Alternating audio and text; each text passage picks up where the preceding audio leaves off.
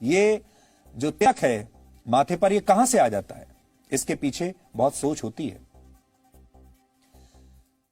Indian institute of management IIM Rohtak के director professor धीरज शर्मा ने वर्ष 1950 से वर्ष 2010 के बीच, यानी 60 सालों के बीच रिलीज हुई कई हिंदी फिल्मों का अध्ययन किया और इस अध्ययन के नतीजे आज आपको चौंका देंगे। इस अध्ययन में, स्टडी में यह पता चला कि हमारी फिल्मों में सिखों के 74% किरदार ऐसे होते हैं जिनका मजाक उड़ाया जाता है। भ्रष्ट राजनेताओं के 58% किरदार ऐसे होते हैं जिनके सरनेम ये बताते हैं कि वो हिंदू ब्राह्मण हैं या ऊंची जाति के हैं। भ्रष्ट व्यापारियों के 62% किरदारों के नाम वैश्य वर्ण से संबंधित होते हैं। इसके विपरीत 84% फिल्मों में मुसलमान किरदारों को बहुत धार्मिक और ईमानदार दिखाया जाता है। किसी को भी इस बात पर आपत्ति नहीं है कि फिल्मों में मुस्लिम किरदारों को ईमानदार और धार्मिक क्यों दिखाया जाता है। हम ये नहीं कह रहे, वो ईमानदार होते भी हैं, धार्मिक भी होते हैं, सब बातें सही हैं। इसको हम चैलेंज नहीं कर रहे, चुनौती बिल्कुल नहीं दे रहे। हम सब मुस्लिम भाइयों का पूरा सम्मान करते हैं। हमारा जो कहना है वो ये है कि जो अधिकार उन्हें इस देश में मिल रहे हैं, वही अधिकार उनके हिंदू भाइयों को भी मिल जाए, बस इतना चाहते हैं। लेकिन फिल्मों के जरिए बहुसंख्यक आबादी को निशाना बनाए जाने पर सवाल जरूर उठने चाहिए। कई मशहूर फिल्मों और वेब सीरीज में नकारात्मक किरदारों को हिंदू नाम के साथ दिखाया जाता है। लोगों के साथ बुरा करने वाले ये किरदार हिंदू हैं। इसे साबित करने के लिए कैसे साबित किया जाता है? इनके माथे पर टीका लगा दिया जाता है। ऐसी ही कुछ किरदारों की तस्वीरें इस समय आपकी टीवी स्क्रीन पर हैं। आपने इन फिल्मों को देखा होगा, आनंद लिया होगा, लेकिन इस नजरिए से कभी आपने सोचा नहीं होगा। इसके विपरीत फिल्मों में दिखाए जाने वाले मुस्लिम किरदार भले ही डॉन हो, गुंडे हो, हत्यारे हो, तस्कर हो, उनकी छवि को किसी मसीहा या रॉबिन हुड की तरह पेश किया जाता है। फिल्मों में आकर एक मुसलमान शराब तस्कर एक चालाक व्यापारी में बदल दिया जाता है। सबसे बड़ा उदाहरण है दाऊद इब्राहिम।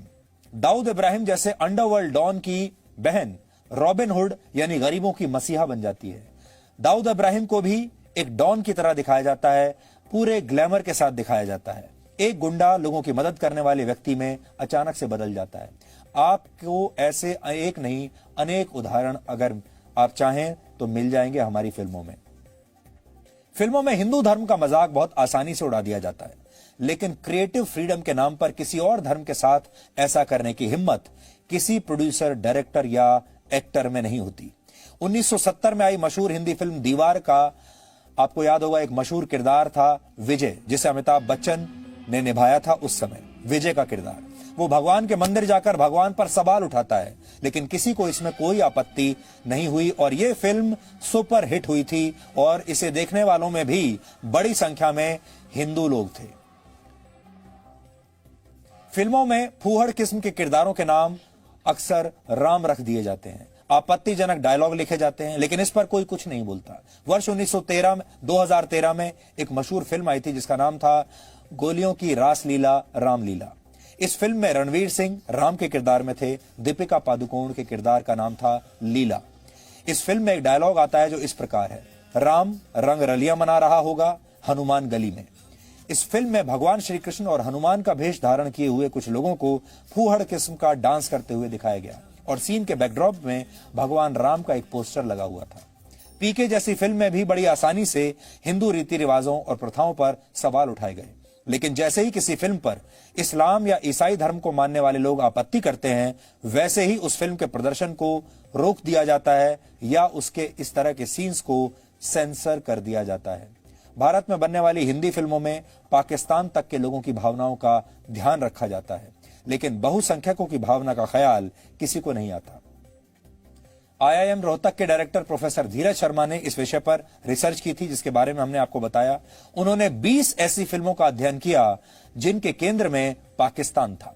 इस रिसर्च में पता चला कि 18 फिल्मों में पाकिस्तान के लोगों को दिल का बहुत अच्छा और भारतीयों का स्वागत करने वाला दिखाया गया था, जबकि भारत के लोगों को धार्मिक रूप से कट्टर दिखाया गया था। उदाहरण के लिए मशहूर हिंदी फिल्म बजरंगी भाईजान में हिंदू किरदारों को कट्टरपंथी और संकीर्ण मानसिकता वाला दिखाया गया, जबकि ज्यादातर पाकिस्तानी किरदारों को दिल का साफ सुथरा, अच्छा और खुली सोच वाला दिखाया गया था। पाकिस्तान में हिंदी फिल्में देखने वालों की संख्या 18 करोड़ है, जबकि भारत में जिन बहुसंख्यक हिंदुओं के दम पर फिल्मों को हिट कराया जाता है उनकी संख्या करीब 100 करोड़ है। फिर भी भारत की फिल्मों में पाकिस्तानियों को तो सम्मान मिल जाता है, लेकिन बहुसंख्यक हमारे ही देश के अपना मजाक अपने ही देश की फिल्मों में उड़वाते रहते हैं। लेकिन अगर आप दक्षिण भारतीय फिल्मों को ध्यान से देखेंगे तो वहां की ज्यादातर फिल्मों में ऐसा नहीं होता।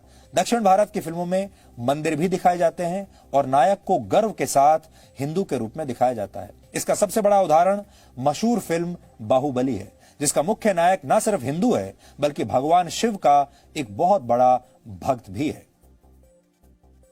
यह अजीब विरोधाभास है कि फिल्मों में बहुसंख्यकों का अपमान होता है, अल्पसंख्यकों को सम्मान मिलता है। लेकिन एक जमाना था जब मुस्लिम अभिनेता जब हिंदी फिल्मों में आते थे तो वो अपना नाम बदल लेते थे, या ये सोच लीजिए कि उन्हें अपना नाम बदलना पड़ता था। हालांकि हम इस प्रथा का भी उतना ही विरोध करते हैं। उन्हें अपना नाम बदलने की क्या आवश्यकता है? उन्हें अपना नाम बिल्कुल नहीं बदलना चाहिए था। लेकिन जब मैं आपको उदाहरण दूंगा तो आप चौंक जाएंगे। उदाहरण के लिए मोहम्मद यूसुफ खान दिलीप कुमार बन गए, मशहूर एक्टर दिलीप कुमार। मुमताज जहान दहलवी मधुबाला बन गई, मशहूर अदाकारा मधुबाला। मेजबीन बानो मीना कुमारी बन गई और हामिद अली खान अजीत बन गए। आज हमारा सवाल है, क्यों? अपने असली नाम से इन लोगों ने अपने किरदार क्यों नहीं निभाए? असली नाम से फिल्मों में काम क्यों नहीं किया? हो सकता है उस समय इन्हें यह लगता होगा कि ये भारत में आ गए पाकिस्तान छोड़कर, भारत में हिंदुओं की संख्या ज्यादा है और हिंदू इनके धर्म के कारण, इनके नाम के कारण शायद इन्हें स्वीकार नहीं करेंगे और इसलिए इन्होंने अपना नाम बदलकर हिंदू नाम रख लिए।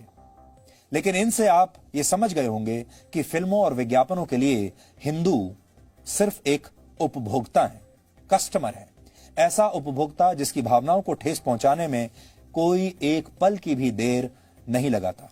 अगर आप जमानों में फर्क करें तो आप सोचिए, जब दिलीप कुमार साहब भारत में अपना एक्टिंग का करियर शुरू कर रहे थे तो उन्हें अपना नाम बदलना पड़ा, यूसुफ खान से दिलीप कुमार बनना पड़ा। लेकिन आज के दौर में शाहरुख खान को ऐसा नहीं करना पड़ा, आमिर खान को ऐसा कुछ नहीं करना